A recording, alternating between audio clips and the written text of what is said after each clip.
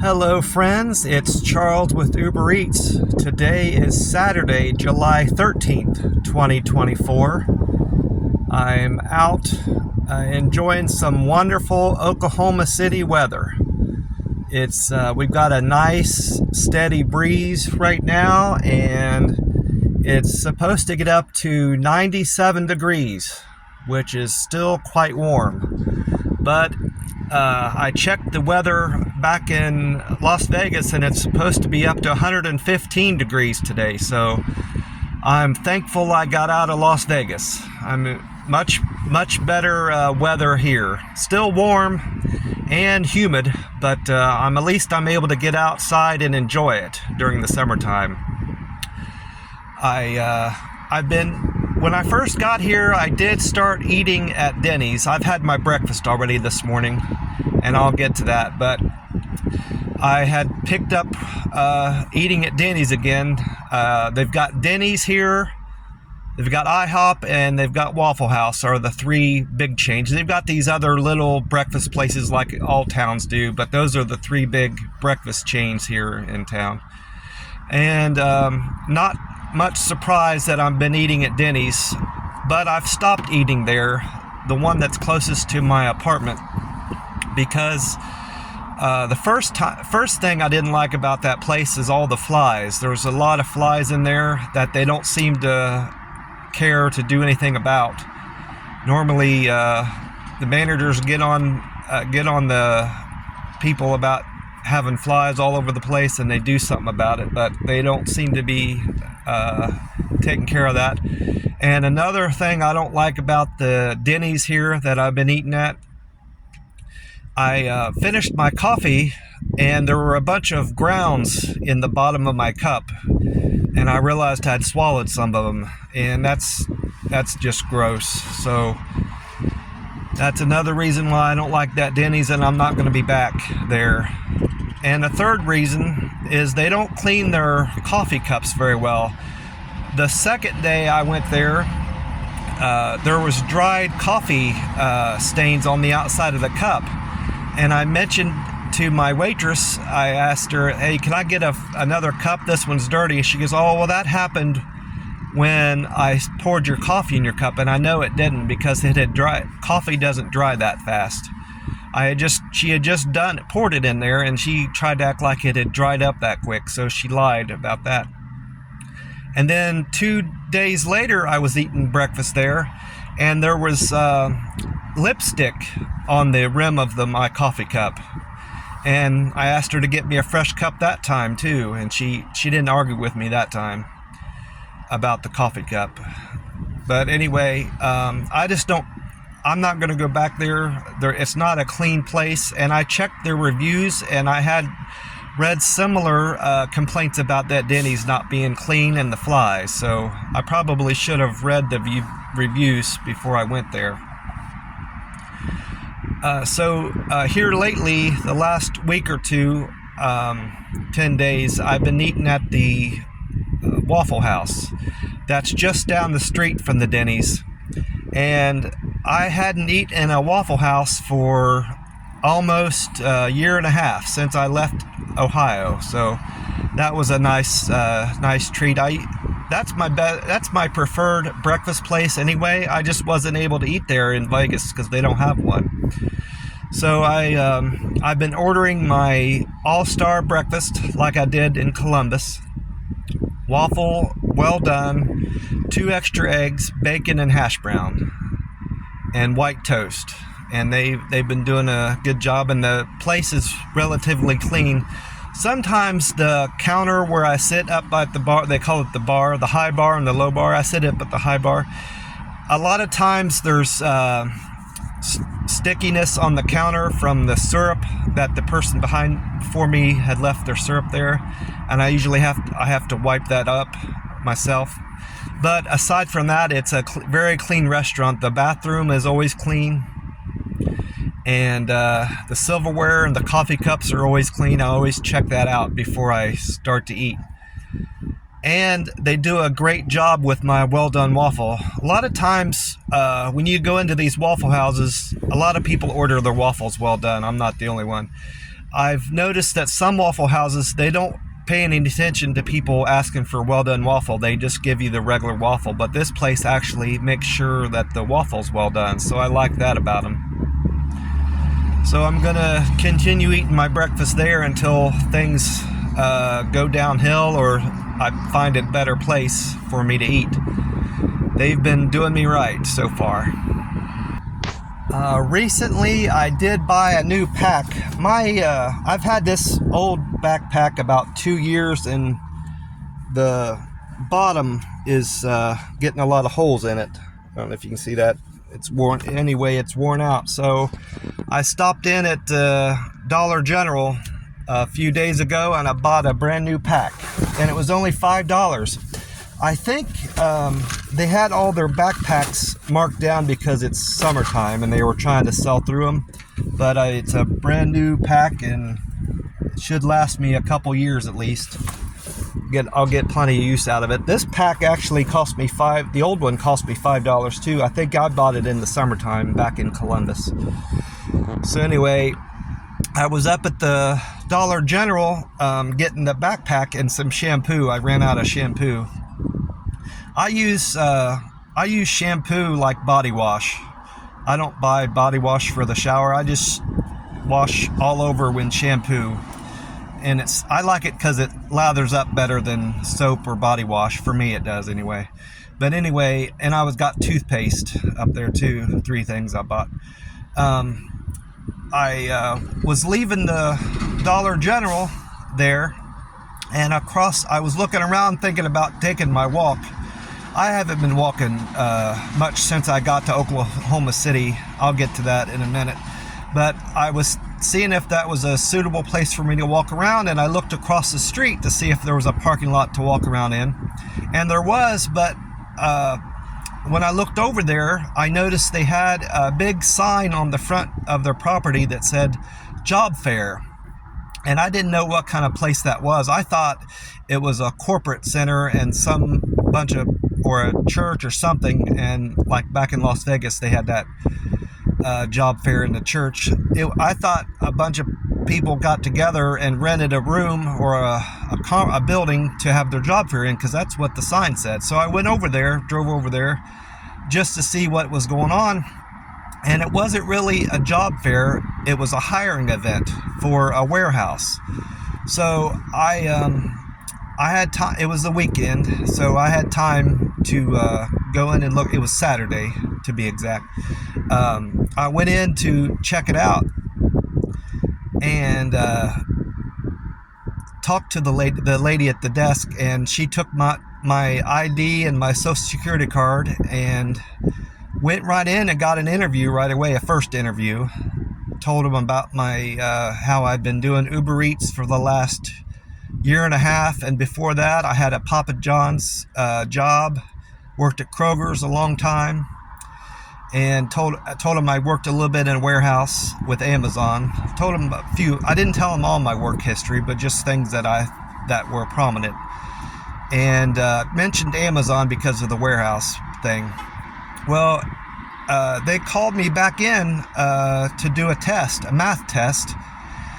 That was my second interview, so to speak, with them. You have to get at least an 80% on the math test, I think they said, and I got a 95. I only missed one question, and it was I missed the question about how to stack a pallet properly. I stacked it like I was trained to at Kroger, but they must have you stack things differently at this warehouse. So anyway, I passed the math and reasoning test. And then they called me back in a third time to have a drug test and for me to prove that I worked at Uber Eats. They want to make sure I'm being honest about my work history. They didn't ask me about any of my other jobs. They just wanted to know about Uber Eats for some reason. Seems like they would have wanted to know more about my experience with Amazon and me to prove I worked at Amazon, but they didn't. So I brought in I wasn't able to print off any W-2s or I-99 1099s from Uber Eats. So I just showed them my bank statement where Uber Eats had been paying me every week for such a long time. And she said, the hiring lady said that would suffice. So that worked out. And I am going in Monday for a short, this will be the fourth time I've been there. Monday at 12:45 p.m. I'm going in to talk to them, get a brief orientation with the company and history in the company, and they're going to tell me what the job is all about. They already walked me through the warehouse and showed me all around, gave me a brief description of what I would be doing during my shift and how I'd be on my own pretty much. And they would, if they could see I was getting behind on my work, they would, if they had an extra person, they would have them jump in and help me. She said that happens from time to time, and it's not a big deal as long as it's something that they always have to help you get caught up. I asked her what my piece count needs to be like per hour, and she wouldn't say. I don't think they track things that way in terms of like pieces per hour. She said that if I have like 10 or 12 lines that I have to keep up with, I'd have to keep making a lap around the belts to keep up with, and if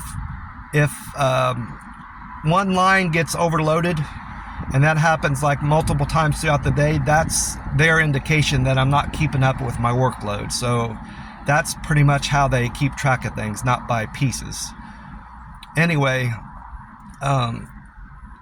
Monday, I'm going in to do that, and then my actual I'm getting paid for that meeting on Monday, and then Tuesday morning, I go in to actually work my shift, get trained at 5 a.m. My shift starts at 5 a.m. during the week, and I think she says I have Thursday and Friday off is the shift I have. Yeah, I work four 10-hour days. So they're not open on Sundays at all. And then you get 2 days off through the week. So I'm working Monday, Tuesday, Wednesday, and Saturday, I believe. So anyway, it's good pay, $18.50 an hour. Good pay for me anyway. I'm happy with it. It'll be much more reliable than Uber Eats. I won't be working 12-hour days anymore just to make my money. And if I want, I can still work some Uber Eats after my shift. I don't foresee myself doing that, but if I want to and I've got the energy and the time, I'll still do Uber Eats from time to time just for the heck of it. But my primary job will be at this warehouse. So anyway, Tuesday they do my training. I think she said I get 2 or 3 days worth of training to make sure I'm up to speed with everything and what's expected of me. I get the employees there get a break every 2 hours and a half an hour lunch that you're not paid for. So my shift is really a 10.5-hour shift, but I'm only paid for 10 of it, if that makes sense. I read some reviews on this place, and most of the people that worked there complained about the long hours and the lack of breaks and the management playing favorites, and that's something that you read about every company. I didn't get to see a whole lot of good reviews about this warehouse, but I'm gonna go in there with an open mind and keep to myself and do the best I can at my job, and we'll see how it goes. All they can ask of me is work as hard as I can. And I told her, the boss lady that was walking me through the warehouse, I said, I'll do the best I can. I'm familiar with warehouse work, and I know how it is, and I'll keep up as best I can. I know it's all about getting product worked as fast as you can and building pallets. And I said, if I'm slipping up, just let me know. Communicate with me, and I'll do better. That's what I told her anyway. I did when I was in the second hiring meeting with the lady, Jocelyn, I think her name was. She asked me how long I had intended or I would be able to stay with the company, and I committed to staying with her for 6 months. So I'm going to be in Oklahoma City at least through the end of the year. I'm going to keep my word with the company. I don't foresee staying in Oklahoma City the rest of my life. I want to get around and see other things. I want to experience different parts of the country. As long as the rent is affordable for me and I can find work, I'm happy to move somewhere else if I want to. As long as it's relatively warm and the winters aren't harsh. That's how I feel right now. I may tolerate winter better later in life, but right now I want to stay where it's warm. Florida, Texas, Kansas, even Kansas is up north, further up north, and I could probably tolerate Kansas weather in the winter. I don't suppose I'll move back west again, like I lived in Las Vegas, maybe New Mexico sometime in the future, but that's as far west as I'll go. Texas, I could live in Texas, Corpus Christi or Austin, that type of thing. But Florida, Georgia, there's a lot of warm states in the country I've yet to live in and see. So I'm not committed to staying here the rest of my life. This is just something I'm experiencing right now. I'm very happy with my living situation. The rent's cheaper than I've paid anywhere since moving out of Columbus. And I've got like I said before, I've got my own bedroom, and my roommates are very agreeable. I'm getting along with them pretty well, and they're fairly clean. I haven't seen any sign of them cleaning the bathroom. So far, as far as I can tell, I'm the only one that's been cleaning the bathroom, but they keep the kitchen area and the dining room area, living room area, fairly clean, from what I can tell. And someone's been taking out the trash in the kitchen. I've been keeping an eye on that. I know you don't want to have trash building up anywhere, because that'll bring roaches in, and make sure you don't have any crumbs or messes on the counter in the kitchen, because you'll get roaches from that. And they're all pretty good about that. Even the toaster that's in there, I've been making sure that crumbs aren't getting built up in the toaster, because I know that'll attract roaches too. You want to make sure every morning before you put toast in your toaster, or even your toaster oven, that you're cleaning out all those crumbs from your bread, because that'll attract pests. And if you have a dog, we don't have a dog or cat anywhere in there, but I've lived places with people that have dogs, and the dog food, if you have it right on the floor, directly on the floor where roaches can climb up the side of the dog bowl and get in there, you'll attract roaches with having dog food out all the time. So you got to be careful about that. I think that's why a lot of people have those little pedestals that they put their dog food down in, so the roaches can't climb up the side of the dog bowl. So anyway, I forget what I was talking about. Oh, my apartment. Another thing I like about this place is the parking. I was concerned when the landlord here told me that I would have 5 roommates, and there's only one driveway up into the place, and it's a narrow driveway. Well, she said I can park over on the grass on the left-hand side, so that allows for plenty of parking where I'm living too. That's another good thing about where I'm living.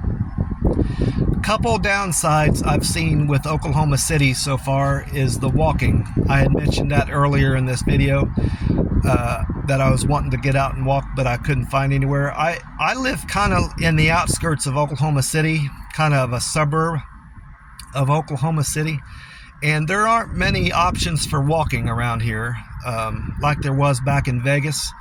So I'm not too concerned about that, because I think I'm going to get plenty of exercise with my job at the warehouse.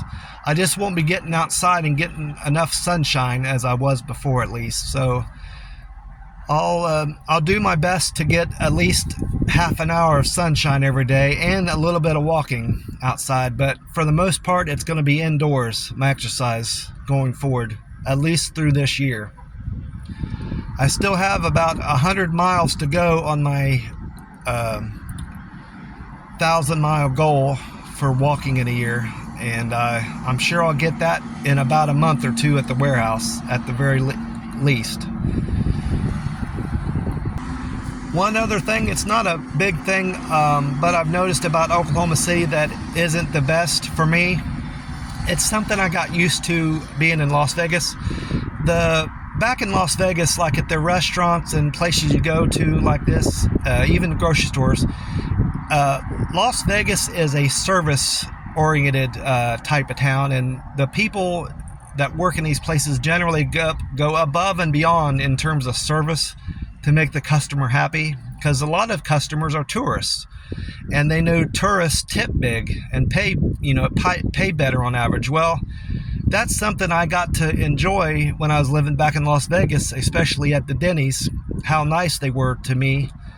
And the donut shop, sometimes I'd stop in and get a donut at these different places back in Vegas, and they're all very nice to me, Well, Oklahoma City isn't really a tourist town, so they aren't, the waitresses and waiters are fine here, but they're not like going out of their way to give you great service as far as what I can tell. I still tip them fairly well, about 20%, 15-20%, but I don't tip like I've been tipping back in Las Vegas, because the service isn't on par with Las Vegas. It's good service for here. People seem to be happy with the service that they get at these restaurants, but it's not the same, because I remember how it was back in Las Vegas. That's about all I can think of why I'm not crazy about Oklahoma City and things that could be better for me, but for the most part I'm happy here so far, and I don't have a problem staying here a little while. I still have my Nevada driver's license, and my plates are still Nevada. I'm going to try to put off changing that as long as I can, to make sure I'm going to be here. If I know I'm going to be here for another year, I'll certainly change my driver's license and my plates, but I don't want to change my plates and my driver's license, say, next month, and then decide, Oklahoma City's not for me, I'm going to move, and then have to do it all over again. So I don't see the harm in keeping my plates and my driver's license a while, as long as I'm obeying the laws here in Oklahoma City. And I'm not going to get pulled over. I don't foresee that. I just got my plates renewed back in Vegas anyway. I just did it in June, so that's another reason why I don't want to go through the hassle of changing my plates again. I know I'm probably supposed to. You're supposed to change your plates within a couple months of moving to a new state, but I'm not going to. And if I have consequences as a result of that, I'll face the consequences. If I get pulled over and get in trouble with law enforcement about my old plates, Nevada plates, I'll deal with it then. I'm not sure how soon I'm supposed to get a new driver's license. That's another matter. So if I get pulled over for whatever reason, it won't be for speeding, because I don't speed. But if I do get pulled over and the cop says, hey, you shouldn't have this Nevada license anymore, I'll deal with that too then.